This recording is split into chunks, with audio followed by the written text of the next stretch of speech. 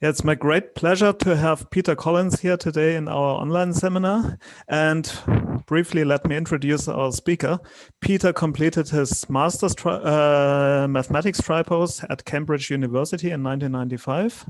And afterwards, he did a PhD at the University of California at Berkeley in 1999. And afterwards, he worked a couple of years in Amsterdam in the Netherlands. And that's also the Netherlands is the place where he's currently working. He's currently since 2011, if I'm not wrong, with the Department of Data Science and Knowledge Engineering at Maastricht University. And yes, he's doing lots of research in the fields of rigorous numerical methods, dynamical systems, reliable artificial intelligence.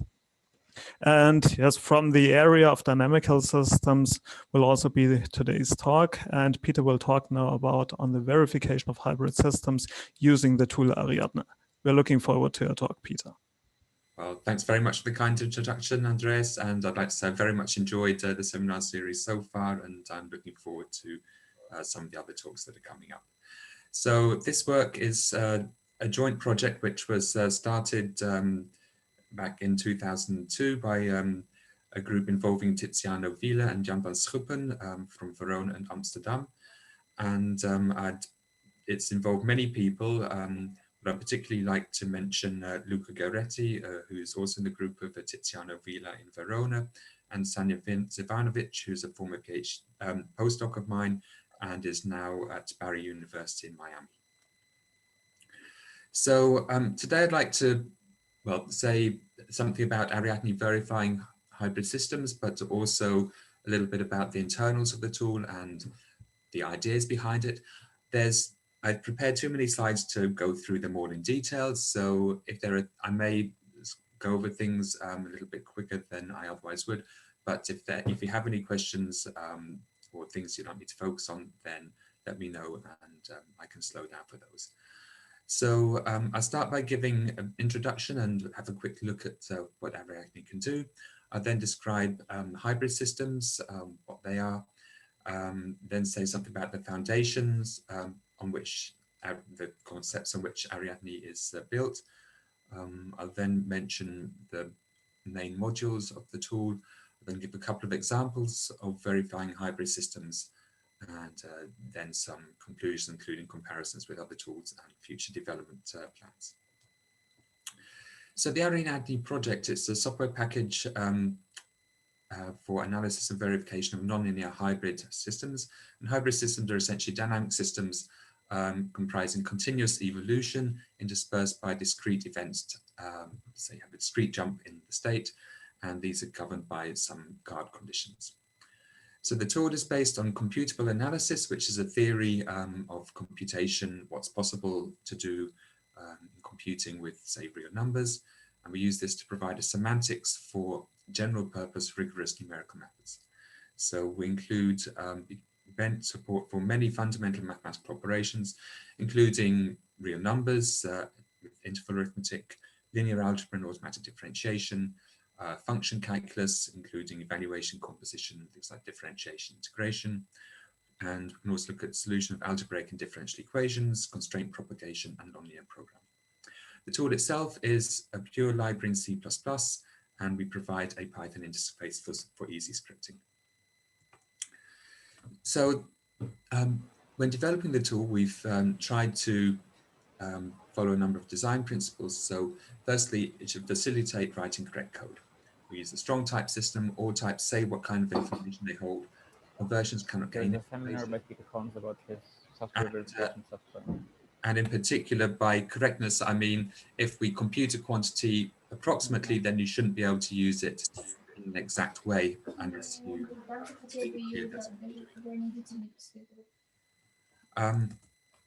also, we should have a clean conceptual framework. So we have a standard naming system for classes and very strong conceptualization. This conceptualization is currently informal, but with the recent C++ 2020 standard, we can use concepts in the language to formalize the concepts we already informally have in the mathematics.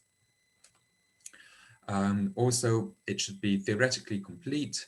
So we should be able to compute things arbitrarily accurately in practice, but also it should be efficient for the kind of problems we want to solve in dynamical systems. And that means that for most of the time, double precision is fastest and quite accurate enough. Also, I think it should be a joy to program with Ariadne. Unfortunately, this isn't always realized. Part of that's we're in C++, and C++ can be a pain to program in. But also when it's annoying, the annoyance should be for a reason. And in particular, this, if it's annoying, then it might be because you're making a mistake and we want to stop you from making mistakes.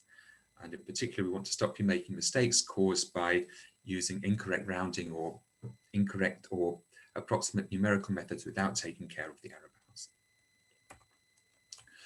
So to get started with the tool, here's a link to the website, and the code is hosted on GitHub. And here are instructions to download, compile, and install the tool. And I first want to give you a quick look by how would you use the tool for studying hybrid systems. So here's some real C++ code for defining a hybrid system. We first introduce the top level header file, and here I just import the whole namespace. I'm studying a hybrid system, and this is class hybrid automaton, and I'm going to make a system describing a bouncing ball. So for a bouncing ball, we need two constants. We need the acceleration of gravity, the coefficient of restitution. These are real numbers, and we say these have a DEC at the end. This means you should treat them as decimals. In particular, 9.8 is actually treated as an exact number and not a floating point approximation. We're going to have three variables: a time variable, a state variable x, and a velocity v. There's, in this case, well, in general hybrid systems can have many discrete modes of operation. Here we just have one mode, it's just in free fall, but from time to time it hits the floor and bounces. So we have one discrete event, which is when it bounces. And then the dynamics is described in free fall by differential equations. And here's the differential equation: dx by dt, dv by dt is minus g. And we have a guard, which says that if x becomes negative, then we have a bounce. And when we bounce, then the position doesn't change, but the velocity gets reset by the coefficient of restitution. This event kind impact here means that it's a special kind of event, which is when we have an impact of solid objects, and we have to treat this slightly differently internally. So we have to specify this at the system description level. So this is a complete hybrid system now. And if we want to analyze it, well, we have what's called a hybrid evolver. And here, general hybrid evolver type is our default evolver for studying hybrid systems. We pass it the system we want to study. We set some properties in the configuration. We set the initial set of the evolution. And here we start by dropping the ball, so it's in free fall, with the x position. The height can be from 2 to, and here this is what we're writing, 2.1. And the velocity starts at 0. And will evolve for a total time of up to 1.5 seconds and up to 4 bounces. And then here we have code to compute the orbit.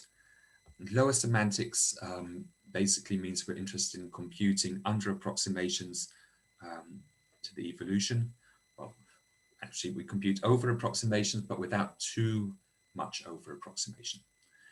And then once we've computed the orbit, we can plot it. We can plot either the position against velocity, or we can plot the position against time. And if we do this, we get the plot position against time, we get this result. You can see we have a band of possible positions because we start at an unknown height. And then here you can see a bounce and another bounce, and then we reach the final evolution time. So this is an example of hybrid systems analysis, and tried to make the both the system specification framework and commands you have to do to analyze them as easy as possible. But I can also show you some very low level computations, and here just computing a real number. So here I'm defining, the main code is here. We define a number r, which is 6 times the arctangent of 1 divided the square root of 3.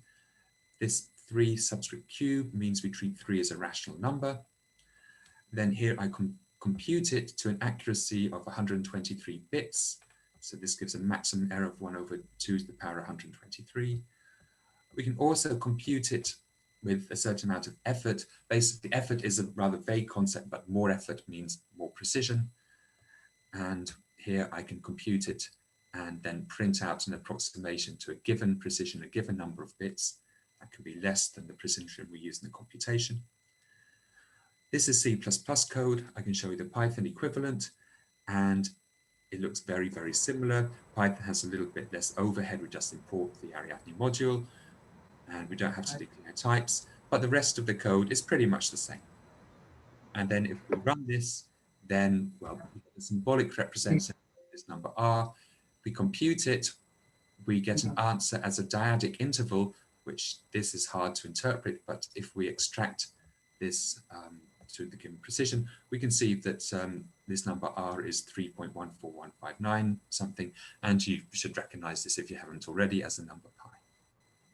Now, all these calculations are actually not internal methods of Ariadne. We actually use the MPFR tool to do arbitrary precision arithmetic, but it's within the Ariadne framework, so we have a clear and easy interface to the operation.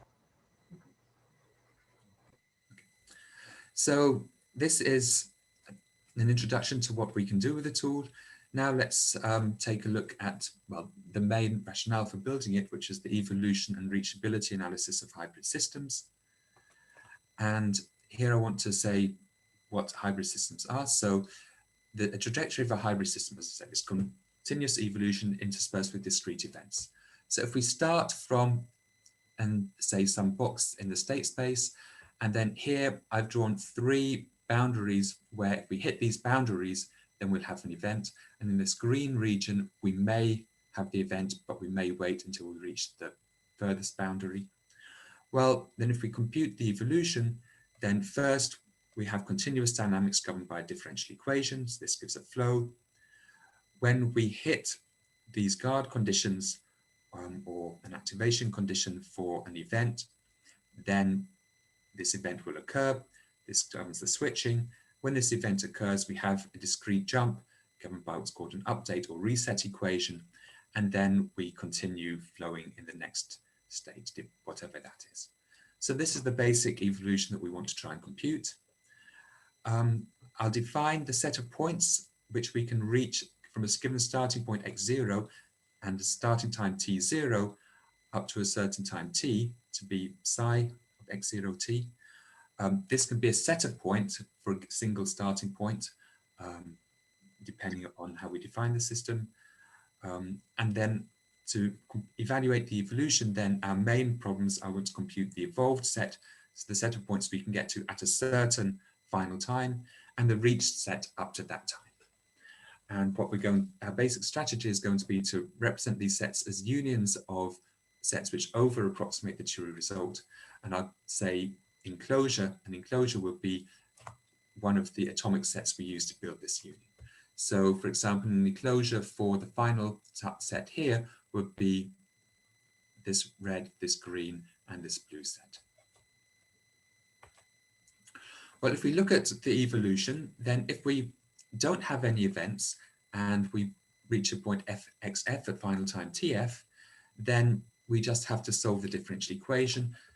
The flow phi is going to be the solution of the differential equation, so we can write xf as phi, and I've written phi 0 because we start in the state mode 0, no events up to now, and then we flow for the time tf minus t0, and then we can easily write down these reach and evolve sets like this. If there are events, well, let's look at what happens with a single event. Well, we flow forward under phi 0, and if the event time is t1, we flow forward for a time t1 minus t0. We then apply the event, the reset of the event, that's a function. Then we flow forward under the flow phi 1 for a time tf minus t1. And then, however, there are constraints which restrict when this is possible. In particular, the event time t1, well, if the event can only occur when an activation condition a of x is greater than or equal to 0, then we have this activation condition. If another event can occur, if some condition P of x is greater than 0, then this condition P of x is an invariant in the mode. And then we have also a constraint like this. And this says that if P ever goes above 0, then we can't continue continuous evolution. So that means the maximum over all times between the starting time, the time of the first event, of P at the reach state, this has to be less than or equal to 0. So these maxima cause problems, but in many cases, this constraint, and it should be P not C, in many cases this is increasing during the evolution, and then the constraint simplifies to just at the final time, it must be negative. So this essentially shows how we compute the evolution if we were to have an event governed by this green activation and progress predicate. We get to this set of points here.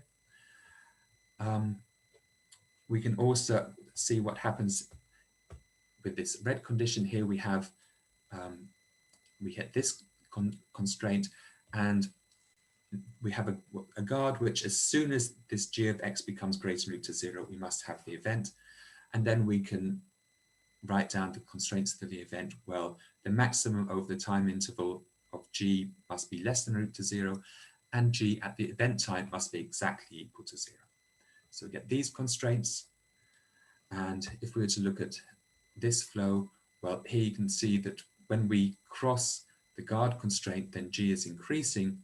Then what we can actually do is we can compute the crossing time as a function of the initial position, and then the final state simplifies because we don't have this extra variable t1 and these constraints.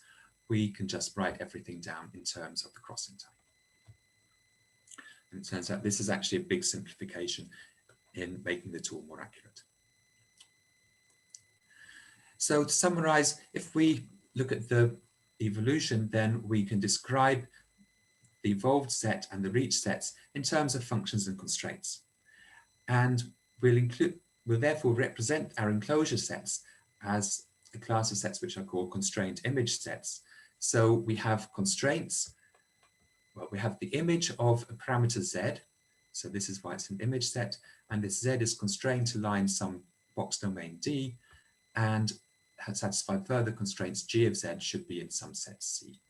And we can write this as f of d intersect g inverse of c. It's a short notation. And then if we look at the evolution with a single event and an invariant p, which happens to be increasing, then we can see that we can represent the reach set as, well, the set of points which you reach at the end, if we have the event, and then we have the point x, we have the domain of the initial condition and the crossing time and the final time, and then we have the constraints here. However, we also need to consider the points which we can get to without any events, and we represent it in this form. But the important thing is that we can compute the evolution, well, first by looking at functions, the flow function, and then function composition operations. And secondly, we can represent these as unions of constraint image sets. And constraint image sets are a nice class of sets to work with. Firstly, they're sufficiently general that we can represent reach and evolved sets arising in the evolution of hybrid systems, but also it turns out they're sufficiently restrictive to be reasonable to work with. Now, the only problem that we've come across so far is that this max operator, which we occurs when processing variance, we can't handle this directly, but in many cases this can be simplified, such as if the predicate is increasing, and otherwise we make an approximation. So even though we can't handle it directly, and in general, we can make approximations that deal with it. But then once we have constrained image sets, then important operations reduce to function composition. Computing the image, this is just function composition, and computing the intersection with another set, which might be a pre-image of an original set, but this is also function composition. I should also say that this image, this should be h of s, and this composition should be h composed with f of z. Okay, so this form is the right idea, but the formula is a little bit wrong. Anyway, so this is how we compute the evolution. If we want to then verify properties, then we need to look at a global analysis, and for this it's more convenient to discretize our system on some grid. So if we have, say, this set of starting points, then to do the discretization, we first outer approximate this set on the grid. Then for each cell, we compute an over approximation to the flow tube. That's a reach set for a time of up to step h. We over approximate this. We do this for, we might have to refine the grid to get a decent approximation. And then we repeat recursively for all cells we've found until no new cells are found. And because we're looking at cells, then this ends up being a finite procedure. It may give a larger over approximation, but at least we terminate. And then if we want to test safety, if the cells we found lie within the safe set, then we're done. Okay. So the basic systems analysis that we have is we compute the evolution using flow tubes and represent things in terms of these constrained image sets. And then if we want to do a global analysis, we over approximate on a grid, and this allows us to get terminating algorithms for infinite time problems. So to summarize the fundamental operations that we've seen so far from computing the evolution, well, first we have to solve differential equations to compute the flow. We have to solve algebraic equations to compute crossing times with a guard set. We have to evaluate and compose functions to apply the flow or reset to an enclosure. And then if we want to discretize the evolution, then we have to take these enclosures and test whether they intersect a box. And this ends up being, well, either you can think of a nonlinear feasibility problem or a constraint satisfaction problem. Also, since we're interested in verification, formal rigorous verification, all of these operations must be performed rigorously, and because we want to do realistic examples, they should be done efficiently. So that's an overview of how we approach the solution of hybrid systems. And I want to say something about the foundations, foundational theories we use, so computable analysis and rigorous numerics. Well, first there's an overview of the toolbox. So the computational kernel is written in C++, and it provides complete support for the rigorous numerics operations that we require. We have data types for things like numbers, functions, and sets. And these are based around abstract interfaces motivated by the computable analysis theory. And we distinguish different kinds of computable information. So we can have the weakest is we just have approximations, no error bounds. Validated or perhaps verified information is when we don't know a value exactly, but we do know a range. So for example, an interval for a real number. Effective means that we do know the value. Essentially, we have complete information about a value, but we can't, but this might be described in a way of, say, an infinite decimal expansion, or perhaps a symbolic formula that we can't easily analyze. And exact is exact algebraic information like a rational number or a floating point number. And then we have core operations, including arithmetic, linear algebra, and automatic differentiation, and then interfaces for various solvers, which give you the possibility to implement the same operation in different ways, perhaps with different efficiency considerations. Now, when I talk about rigorous numerics, we can actually formalize this for a general theory, and this is quite straightforward. So if you think about the real numbers and the sets of continuous functions, then these have continuum cardinality. So of course, we can't describe all elements exactly using a finite amount of data. And in general, if you think about the decimal expansion, this is in general infinite. However, the main idea of rigorous numerics is we represent an element of one of these uncountable spaces by a subset of that space containing that element. And of course, we typically want small subsets so we get good bounds of the element. And these subsets are typically basic sets of the underlying topological space. And then an implementation of an operation is then just a procedure which operates on these subsets and satisfies the inclusion property. So essentially, if the exact values are in the subsets chosen, then the result must contain the exact value of the result. And this is just the generalization of the standard inclusion property of interval arithmetic. And also would like to compute arbitrarily accurately. And we do this if given subsets which converge to a singleton, then the implementation of the operation also converges to a singleton.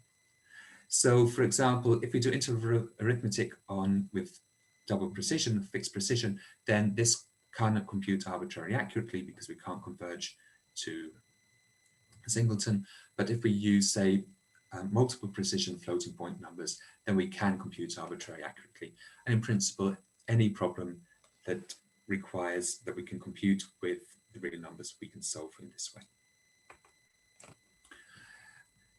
So that's how the formulation of how we do things. In terms of what we can do, well, computable analysis is a theory which says which operations can be computed arbitrarily accurately.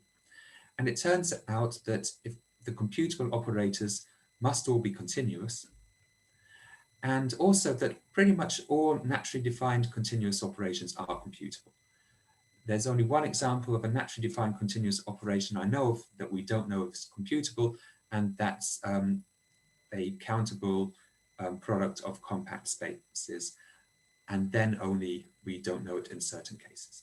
So in general, computability and continuity, they match the naturally defined operators. Of course, we can define things by like specular sequences, which are discontinuous or non-computable, but these are not in some sense natural. And then once we have computable operations, then of course we can implement them by rigorous numerical algorithms, these acting on basic subsets of the space. So if we look at the real numbers, then arithmetic operations, these are all computable. However, comparison, we cannot yield a Boolean value. In particular, we can't yield a Boolean because, well, we have a continuous function from a continuum into a discrete space. That has to be constant, so that's not going to be interesting. So instead, we yield what's called a Kleinian value, and there are three possible values: true, false, and don't know. And it turns out that we'll be able to decide true or false whenever the two numbers are different, but if the two numbers are equal, we may not know. And as a question, well, if I say I'm going to give you a number, multiply it by 3 and subtract 0, is this number less than 0? And if I say 0.33333333 and keep going, all threes, you will never know. If it is indeed 0.3 recurring, then the answer is 0. So it's right in the border. But at any point, I could say 0.33333 and then a 2, which is the answer is negative, or I could say 0.3333 and then a 5, and then the answer is positive. But as long as I keep going threes, the answer is so sensitive that you'll never actually know which it should be. So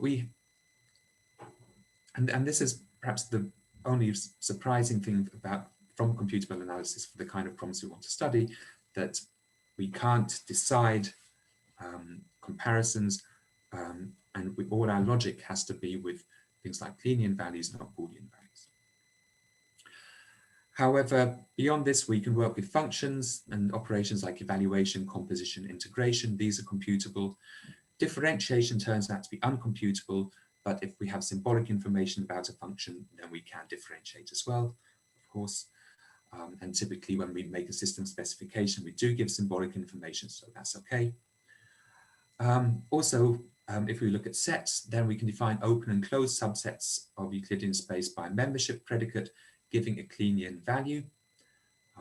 If we give, and these really correspond to regular sets. And then located sets, which you can think of being sets which we can define in the Hausdorff metric. You can also think of these as being compact and what's called overt. I won't go into what's overt yet, but it's a kind of dual notion to compact and is related to the lower Feld topology.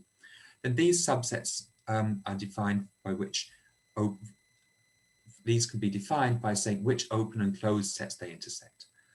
It's like saying we can define a compact set by giving a finite open cover, and we can check, given an open set, well, does this form a cover for that compact set?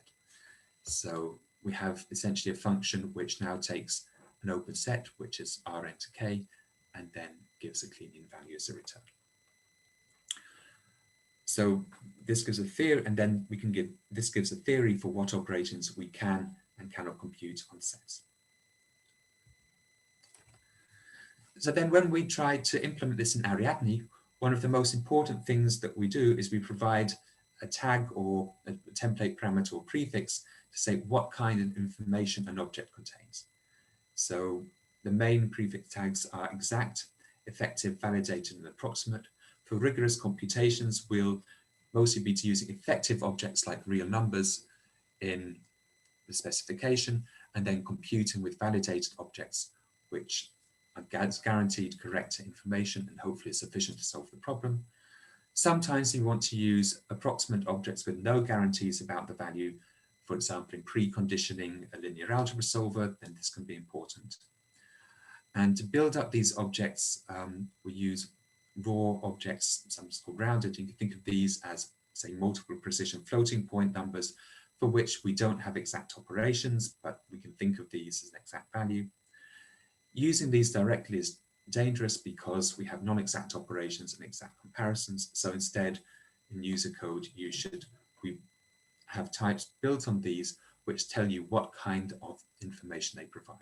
So bounds with a template parameter float MP says we've got an object which gives bounds on a real number, and the left and right endpoints are multiple precision floating point objects.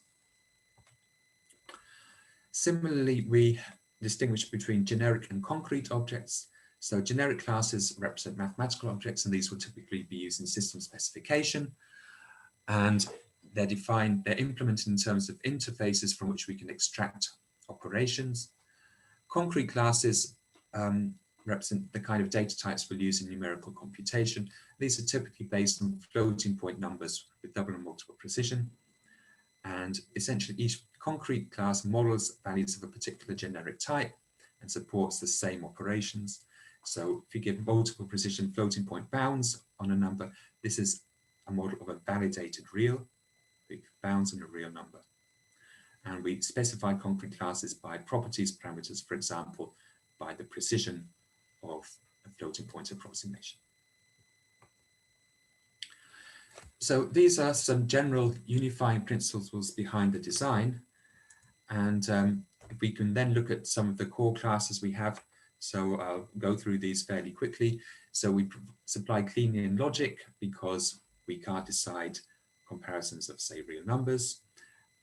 We cannot use these directly in, say, if then else statements, but then we have predicates definitely and possibly, which convert these to Booleans. Then we have algebraic number types, say integers, dyadics, and rationals built on the GMP library. We also provide decimal numbers. We may at some point support algebraic numbers.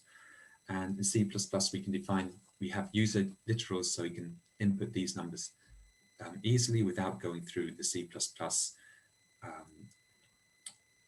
ways of approximation numbers. We have real numbers, which we can, and from which we can extract values. And this is a two-stage operation. We first compute to a given accuracy or with a given amount of computational effort, and then we can extract bounds either as dyadics or as floating points. And then we have rounded floating point numbers which support upward, downward, and nearest arithmetical operations. To construct these, we have to specify both a rounding mode and a precision, and we give a rounding mode for each operation. And then if for user operations, if you want to use floating point numbers, we can have safe approximation classes which provide, say, an approximation, no guarantees on the error, lower and upper bounds, balls about a value, and these support the natural operations. For example, a lower bound is a model of a lower real number. So that's a brief overview of the numerical module. In linear algebra, we have vector and matrix classes. They can be constructed in many ways, such as by lists or by generating the elements. We can solve linear equations, and we are looking at computing eigenvalues. This is actually a tricky problem, and so we're focusing on symmetric matrices first. But we can currently do QR factorizations. So we can do, but basically the main functionality we have in linear algebra is solving linear equations. We also support differential algebra and based on automatic differentiation. So automatic differentiation is essentially a technique which combines which allows you to compute derivatives exactly using the symbolic operations, but still apply this in a numerical setting. For example, if z is a function of y and we know dy by dx, then dz by dx is f prime of y times dy by dx by the chain rule. And if we store then y and dy by dx, we can also compute z and dz by dx. Likewise, given d squared y by dx squared, we can compute the second derivative of z. So Ariadne's automatic differentiation is given by differential objects, and there's a number of functionalities for working with these and extracting, say, the first derivatives. We also have abstractions for commutative algebra. The main reason for this is because of the function classes. These are all commutative algebras, and for any commutative Banach algebra, then we can apply analytic functions to them. So this means we have generic code which we can apply to any commutative algebra. Then one of our main kind of types of function classes. So we look at functional Euclidean space. We can distinguish scalar and vector arguments and return types. And in C++, we template on the signatures. So here, function validated tag means it's a validated, it provides validated information. And this is the signature. And in C++, this means the argument is a real vector and the result is a real. We can evaluate them on floating point bounds and approximations, on differential objects, and on Taylor models, which are a class of function, polynomial function approximation. We use interval arithmetic to evaluate them. We compute ranges, for example, using Bernstein forms.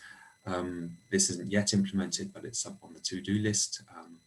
We can compute derivatives using the automatic differentiation methods, and we can do other operations. However, in computation, we typically look at functions on bounded domains.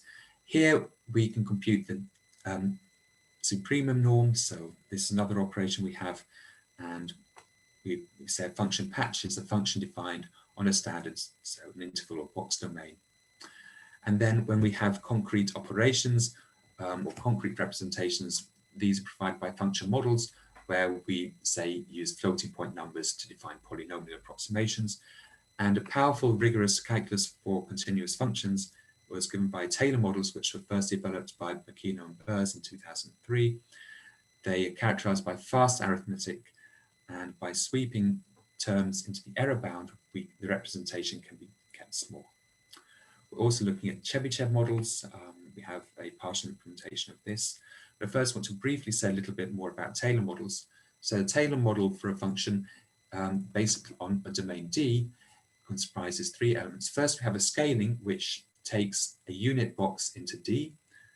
We have a polynomial with coefficients in some floating point type f, and we have an error bound with a value in f. And this is a representation of a particular concrete function f, if essentially, well, say f is well approximated by p composed with s inverse on the domain. And graphically, here's f, we shift it to the unit domain. P is this approximation, and it should always be uniformly within E. This error bound E we can use to capture both round-off errors by floating point arithmetic and truncation errors of numerical methods. So we bundle these all into one error bound. And with Taylor models, there's a number of operations we can do on them. We can compute them using the Taylor series with remainder term, and we can compute the Taylor series using automatic differentiation. We can say if one Taylor model is a refinement of another, that means it provides strictly stronger information about a function, and there's a formula for that. to avoid growth of the number of coefficients with accurate approximations, we can sweep small coefficients into the uniform error. And here the fact that we use uniform domains is a big advantage because we can just take the absolute value of the swept terms and put them in the error. And we can also compute coefficients of higher order terms by restricting to a subdomain.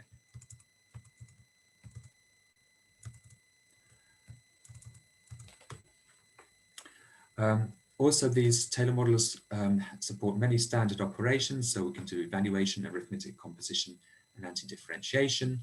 For example, here is a formula for composition, and here's a formula for anti-differentiation. If the error per term is 0, then we can also differentiate term by term. But if the error is non-zero, then we can have actually arbitrary large fluctuations with them, and then the derivative doesn't formally make sense. So that's the function calculus. Finally, we have a geometric calculus. We have a number of set classes, so we can look at open and closed sets.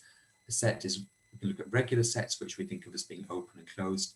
Then we can look at compact and these overt sets, and located sets, which we can compute in the Hausdorff metric, which we can think of being both open and overt and compact. And then each of these is defined, is given by some defining predicates. And given these sets, we can compute pre-images and images, and essentially the open and closed and regular sets have well-defined pre-images, whereas overt, compact, and located sets have well-defined images. And then if we have concrete representations of these sets, first we have interval and box classes as very simple sets, and then we can use these to make paving-based things based on tree-right curve representations, which we use for model checking. And then we also have concrete sets based on functions. We can have sets which are just pre-images of boxes.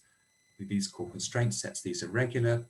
And then these constraint image sets, which we had before, these are located sets. So these are compact and overt. And these are sets which we can easily iterate forward. And of course, we saw that before. And then with these sets, we can test for emptiness and intersection using constraint propagation nonlinear program. So that's an overview of the types that we use. I'll now very quickly go over the solver classes and the functionalities. So in Ariadne, complicated operations we perform by what are called solver classes. And these provide abstract interfaces for a related class of problems. And the advantage of this is we can have different solution methods for the same kind of problem. Now, concrete implementations should support common global accuracy parameter, but they may have other precision parameters, so different classes have different constructor parameters. Well, to solve differential equations, we have classes called integrators. We may at some point change the name to flower, and these have operations. For example, flow bounds computes a rough bound for where the flow lies in. This is useful in lots of algorithms, and then with the flow computes the flow as a function.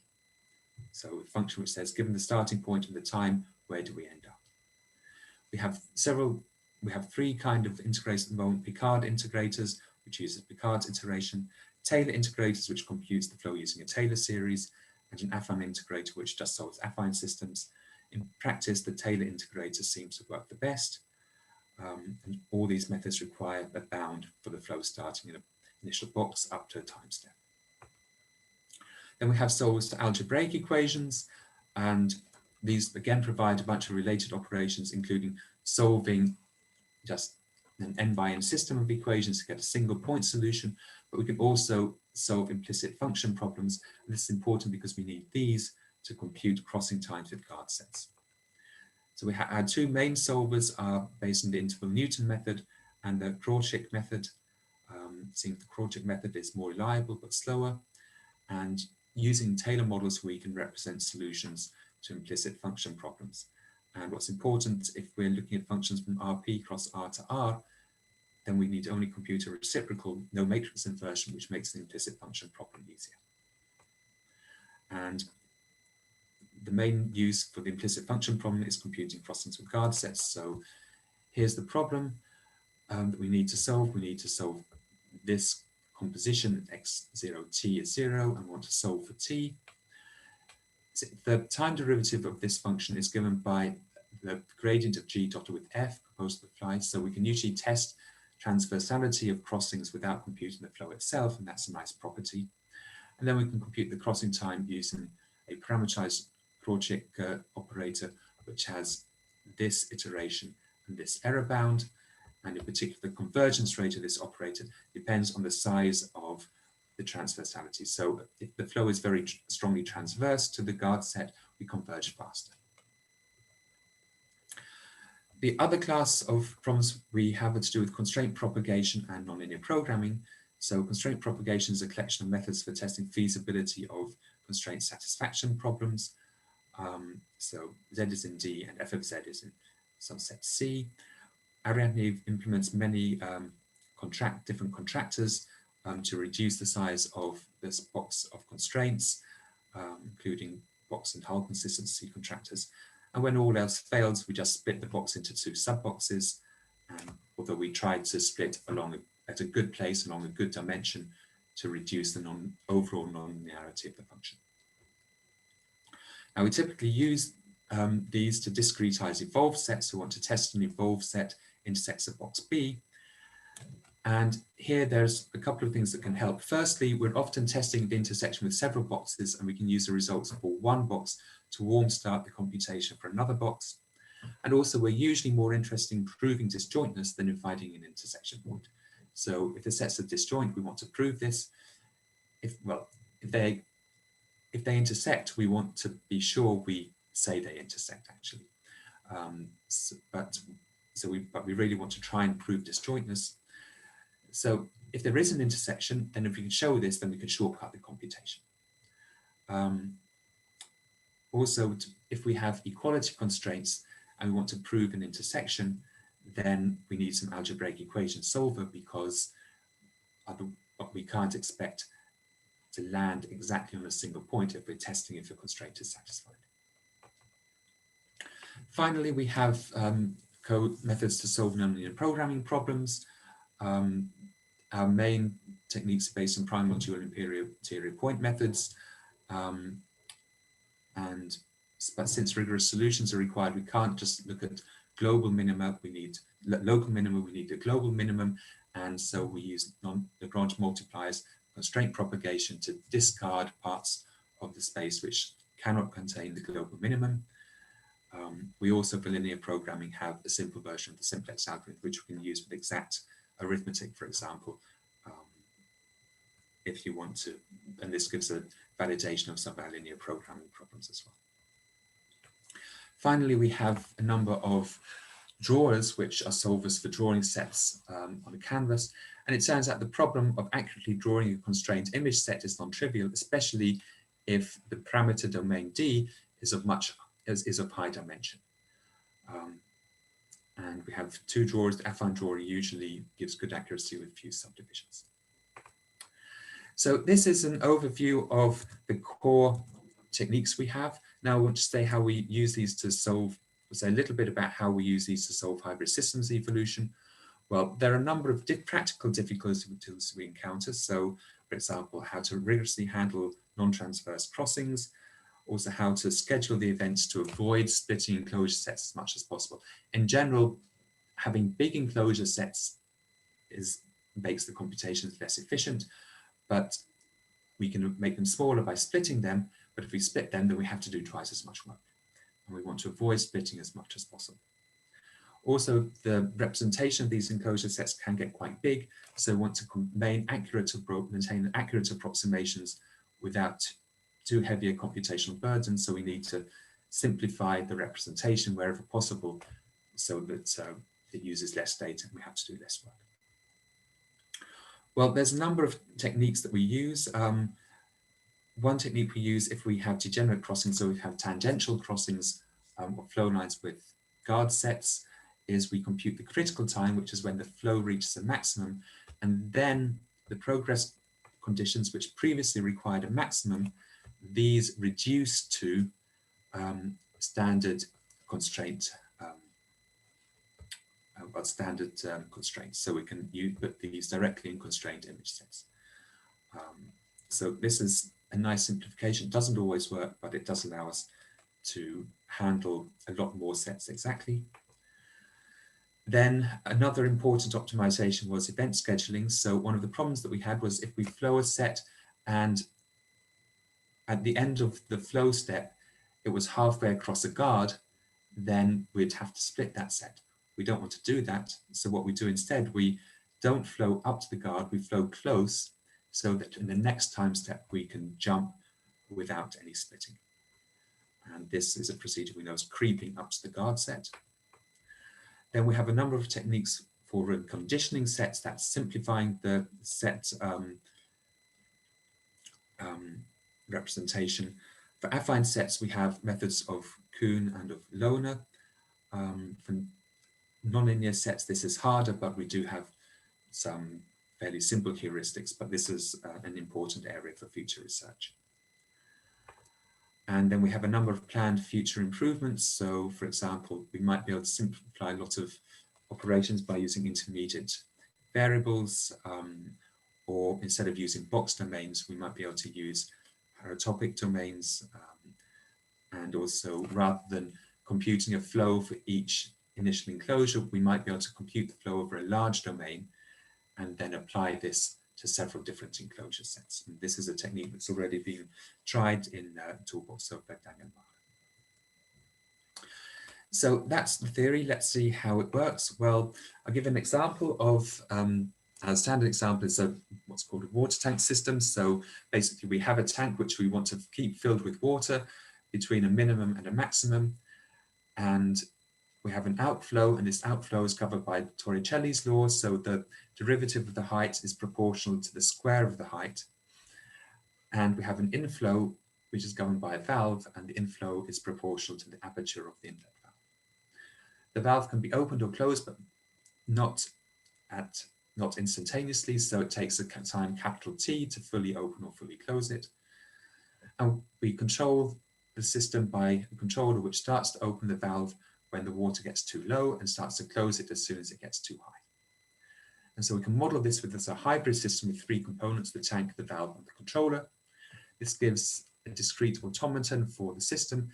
And here's a graph showing all the modes of the system based on what the controller is doing, and what the valve's doing, what the tank's doing, and all the transitions between them. Then if we compute the evolution, then we can compute one evolution loop, and here's a rigorous and accurate over approximation to the exact reachable set. We start with the valve empty, it increases, or here's the height of the water, here's the aperture. The water starts of being no water, so we open the valve, the water enters the tank. When we reach where we have to close it, we start closing it. It takes time to close it, so for a while the tank is still filling up. Then when it's closed, it starts emptying, and then we open it again. And if this is a maximum height that we're allowed to reach, then we can see that we remain within the maximum height.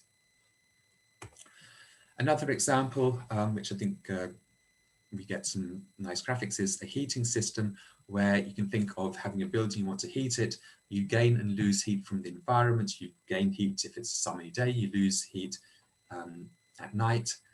And here we've got a system where we turn the heater on if the temperature gets too cold. In this case, you see that we turn the heating on at this point, and then the temperature keeps increasing every day. And at some point, we would turn the heater off. I want to then briefly mention some other tools. Here's a list of some hybrid systems analysis tools. I won't go over them all, but one of the first tools for nonlinear hybrid systems was a tool, Hypertech, by group of Hensinger from 2000. Another tool, more recent tool, is FlowStar, which is based on a similar Taylor model calculus to Ariadne to compute dynamics of hybrid systems. It seems to be a little bit more efficient, but it can't do infinite time safety verification. And I think the Ariadne framework and code base is a lot nicer.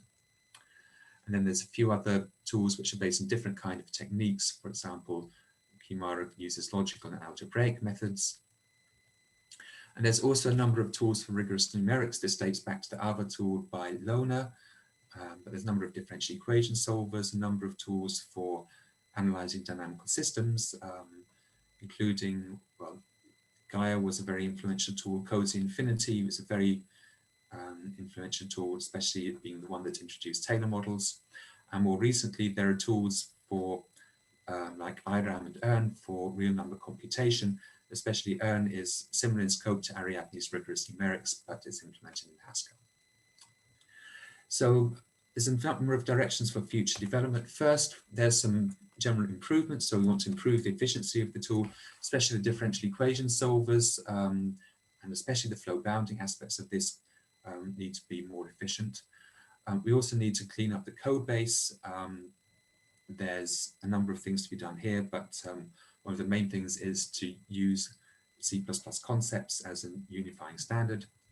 And the final thing which we're also working hard on is improving the documentation. The Ariadne documentation is made with Doxygen, and it's very easy to make very bad documentation with Doxygen. However, to make good documentation, we really need information from users, and in particular, the more specific information we get, the better. So please, if you use the tool and there's something in the documentation you think needs improving or is good and was very useful, then please let us know. There's a number of extensions to the core functionality. So for linear algebra, we want eigenvalues and eigenvectors. For functions, we say we want Chebyshev and Fourier functions. We also want to look at different classes of functions like piecewise continuous and measurable and Sobolev functions. And we want to look at lambda calculus to make systems easier to specify. Another important extension is to look at stochastic systems, and for this we need computable notions of random variables and different classes of dynamic systems. So we already have some work on differential inclusions and partial differential equations. But one important thing that we don't know how to do is stiff differential equations, and it'd be very nice if we could find some theoretical work on this. Then there are extensions for the analysis of systems. So we want hybrid systems with inputs and noise, and we want to also verify more complicated properties than just safety. We want to look at stochastic systems. We have some work on dynamic games. We want to compute controllers, and we also want to be able to look at more complicated systems, including model order reduction of systems and modular analysis using assumed guarantee reasoning. Finally, since our tool aims at providing a rigorous analysis of dynamic systems, we need to make sure the implementation is correct. And we've been looking at implementing the core functionality in languages which allow verification. So we've been looking at ML, we're also looking at verification in Coq and Agda. And to summarize, Ariadne is an open source software tool for reachability analysis of hybrid systems. It has a general purpose functionality implementing types and operations from computable analysis, and it has data structures and algorithms from rigorous numerics. And we can perform calculations with results that are not only guaranteed correct, we can also yield arbitrary small error bounds, and we have supported operations for much of continuous mathematics. And there's a lot of ongoing work, which I've already mentioned, so I'll skip this.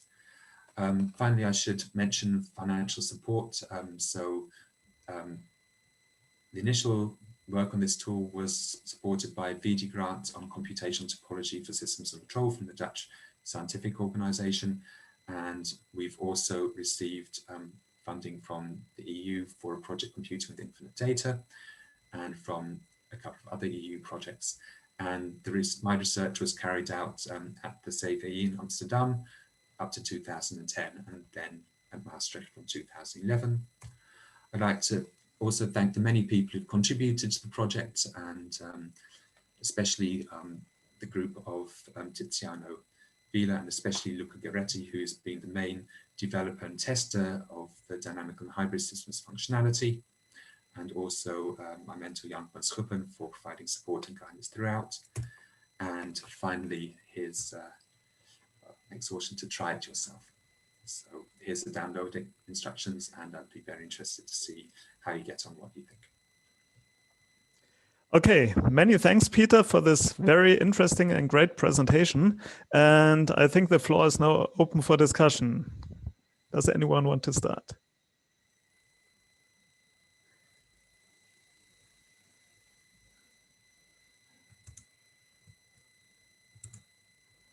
So if we don't have questions from the rest of the audience, let me start a little bit. We have some question in the chat. Okay. Let's see. Okay. Paulius, do you want to read the question yourself?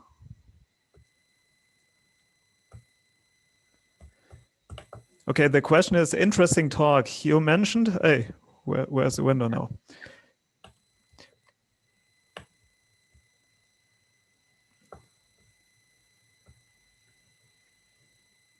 Okay, it's so about the verification of the C++ code. Okay, so Ariadne performs verification of systems, so we can get rigorous guarantees on the performance of the system, behavior of the system, assuming our code is correct. Right? Well, how do we know our code is correct? Well, we can test it, we can just look at it and see if it does what we expect. But there's no good tools available for verifying C++. So our only tests of correctness are standard testing protocols like unit testing and integration testing. So, but verification is not on the verification I'm talking about is not on the code, but of testing specification of hybrid systems. Perhaps I should have given you a verification example where we actually say give a verification problem at the end. I just gave an analysis of computing the reachable set, which says where you can get to, but this is what you need to do. This is the core of what you need to do for verification. But yes, indeed, it would be nice to have code which is both a code for verifying systems where the code itself has been verified. Okay, now let's go on with the question of Katharina. She's asking, can you solve reach avoid problems with Ariadne as well? So we don't have the functionality built in, but it's something which we're working on, and it's something which, if you want to do reach avoid, you can specify in terms of temporal logic. We're building in general temporal logic. In the meantime, it's something that you could fairly easily write a custom code to do. And so it's not directly built in, but it wouldn't be too easy to put in if you need it. Okay, we have further questions? Okay, then maybe let me continue with one question. What you talked a lot about is this definition of guard conditions at the beginning of your presentation.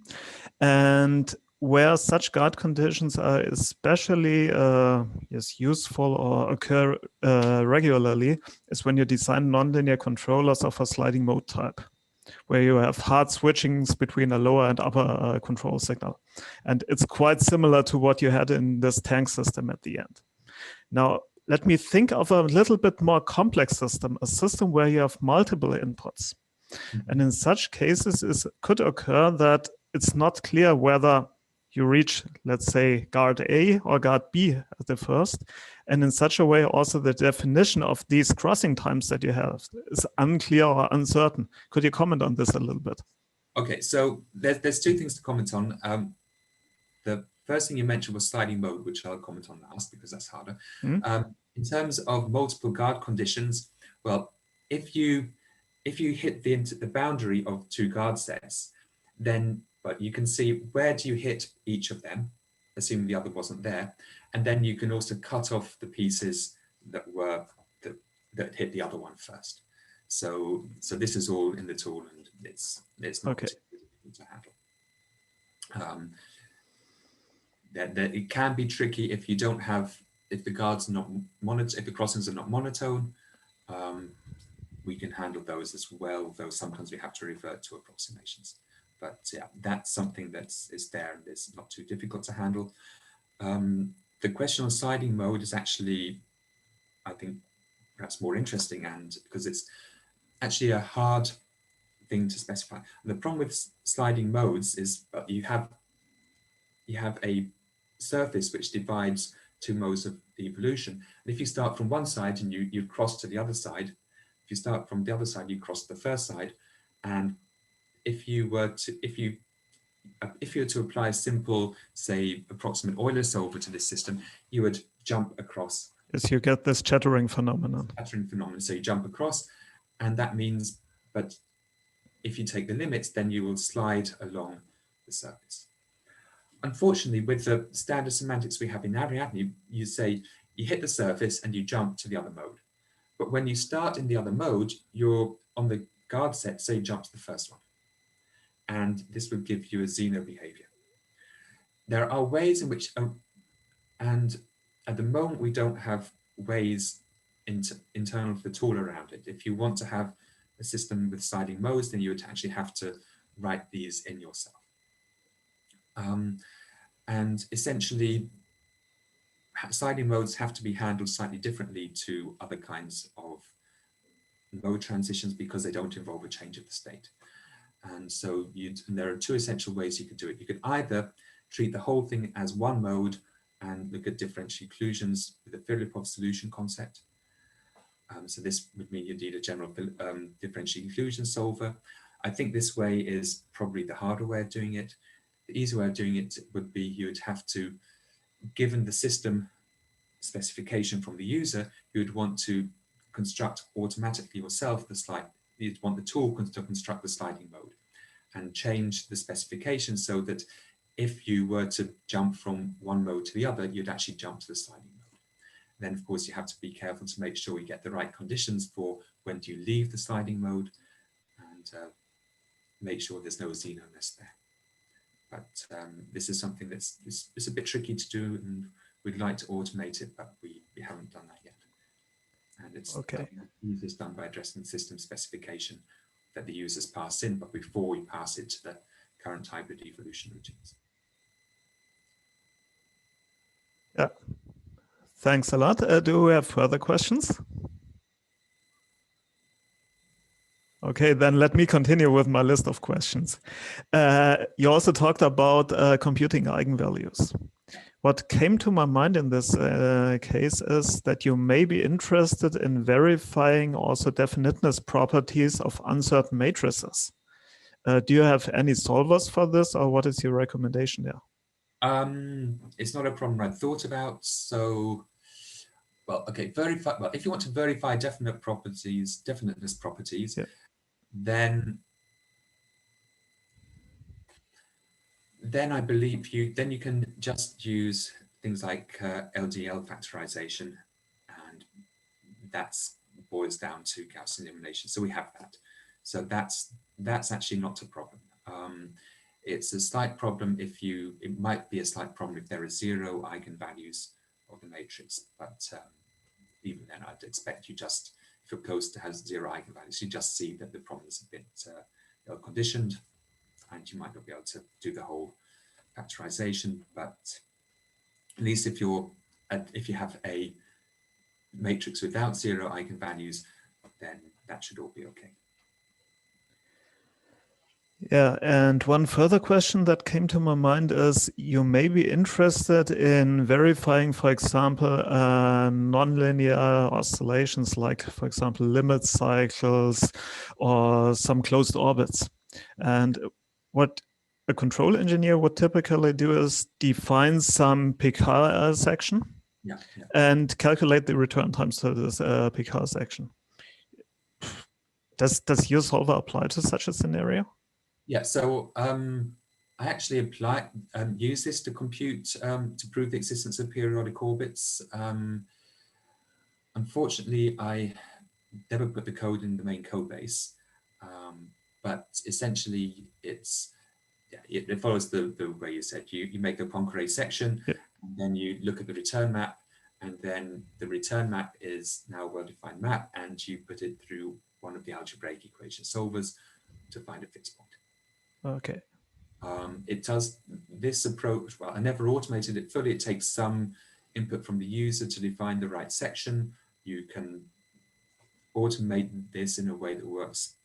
You can easily automate it to make it work for most cases, but I'm not sure how you'd do this from complete generality.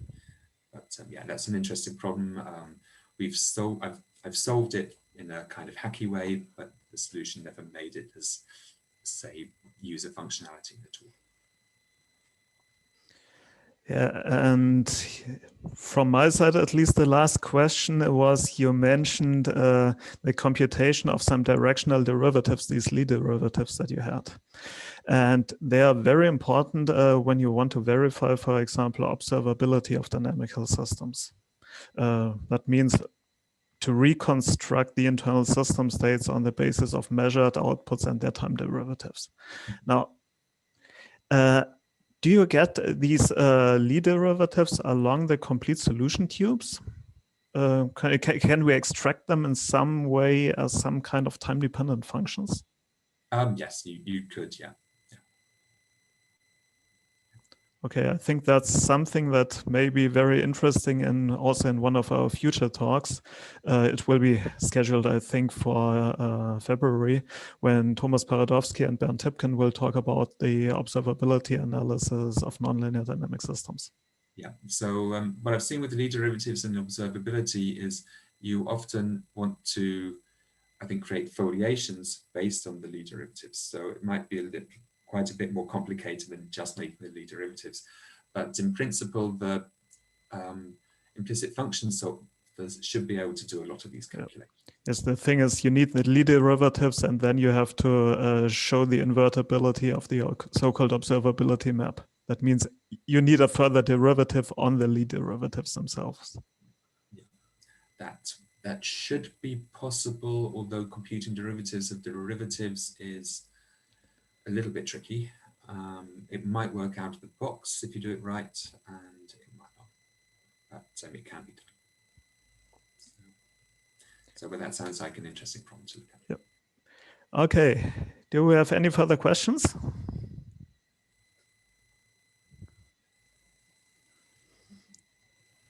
Everyone else is still muted. So if you have further questions, just unmute you and go ahead and ask the question.